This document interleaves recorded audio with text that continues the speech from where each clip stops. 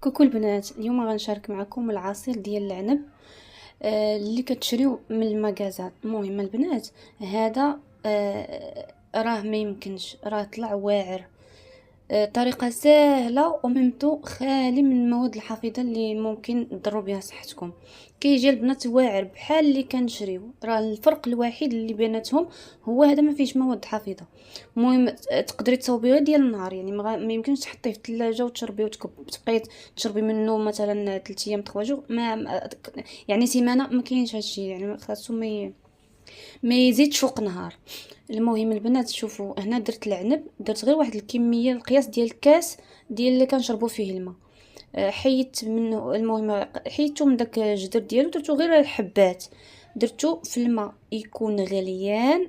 كنحطوه هو، كنخليه 5 دقائق بالحساب. كتطلع هاد الرغوه البيضاء اللي كتشوف من الفوق، كتبقاو كتحيدوها بالمعلقه ديالكم. المهم كتحيدوا داك الرغوه كامله. مجرد ما كتشوفوا هذيك الرغوه كتطلع، صافي كتطفيو البوطه عليه. راه واجد، حيت حنا عندنا الغرض غير يتسلق واحد شويه، ماشي بزاف يطيب، غير باش كيطلق داك اللون ديال العصير. صافي كنبقى هكا كنحيد منه هذاك داك الرغوه ديالو اللي كتكون من الفوق، وكنحرك شويه وكنطفي عليه البوطه. كيف ما غادي تشوفوا هذا هو اللون اللي كنحصل عليه. يعني ضروري تخليو باش تحصلوا على هذا اللون هذا بالضبط، راه كيكون واجد.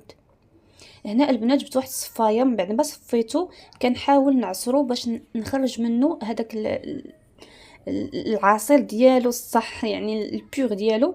هنا كتعصروا مزيان مزيان. من بعد ما كتعصروها البنات كتحصلوا على هذه النتيجه هذه. شوفوا تبارك الله، بلا ما تشوفوا ليا ديك الروينه اللي اللور. المهم كنت كنصوروا بالليل، مع قلت غادي نشاركوا معكم، درت ضروري نشاركوا معكم. المهم هذا هو العصير اللي كتحصلوا عليه. من بعد ما كديروه في قرعه ديال الزاج، كديروه في الثلاجه، خاصو يبرد مزيان عاد تشربوه. فوالا البنات، اللي عجبكم الفيديو ما تنساوش تخليوا لي لايك وتعليق. باي باي، نتلاقاو ان شاء الله بوصفه جديده وفيديو جديد. باي.